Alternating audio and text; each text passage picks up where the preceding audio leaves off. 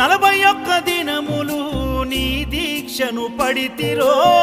నా గొంతుగానాలు నీకే వినిపిస్తిరో అన్ని వదిలి నేను నీ పూజకు చేస్తిరో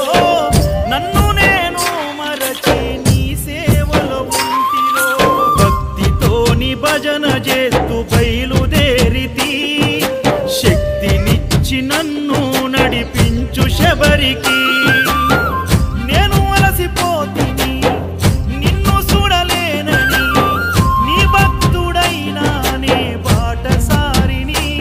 క్షణముండలేను తండ్రి నేను తల్లడిల్లిపోతి ఈ పాదయాత్రలో నీ దరి కాననైతిని ఎంత దూరం